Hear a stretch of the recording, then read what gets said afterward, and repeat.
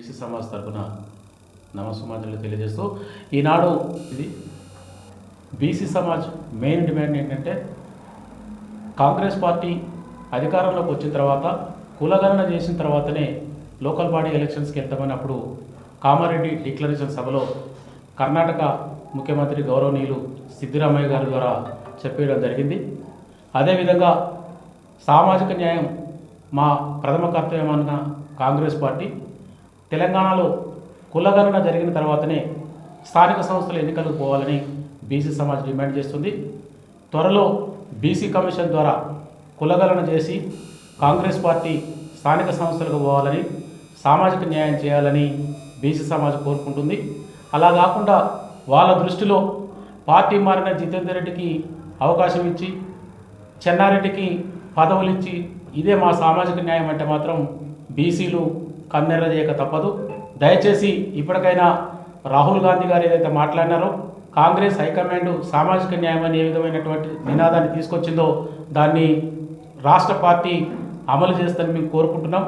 కేవలం కాంగ్రెస్ పార్టీ అధికారంలోకి వచ్చిన తర్వాత బీసీలని అనగదొక్కుడే కార్యక్రమంగా పెట్టుకున్నది.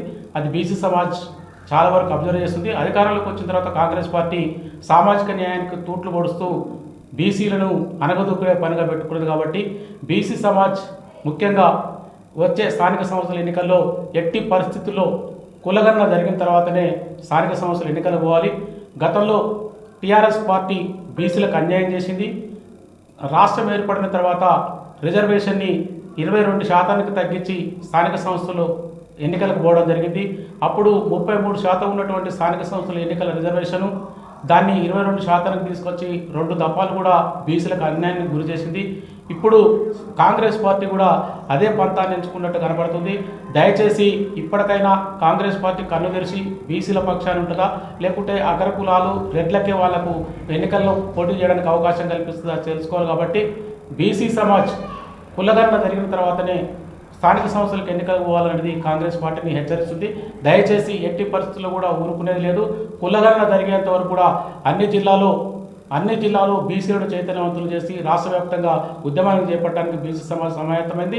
అందులో భాగంగానే నేడు బీసీ మహబూబ్నగర్ ఉమ్మడి జిల్లాలోని కుల సంఘ నాయకులందరితో కూడా చర్చించిన పిదప పత్రికా విలేకరుల ముందుకు రావడం జరిగింది. దయచేసి సామాజిక న్యాయం అంటే ఒక రెడ్లకే పదవులు ఇస్తే సామాజిక న్యాయం కాదు. బీసీలను కూడా హక్కును చేర్చుకొని స్థానిక సంస్థల్లో ఎన్నికలకు పోయేటప్పుడు కులగణన ద్వారా వాళ్ళ వాటా వాళ్ళకి ఇస్తారని బీసీ సమాజ్ ఆశిస్తుంది. ఆ వాటాని ఇవ్వని ఎడల బీసీల దీన్ని కూడా వాళ్ళు రుచి చూడాల్సి వస్తుందని బీసీ సమాజ్ హెచ్చరిస్తుంది.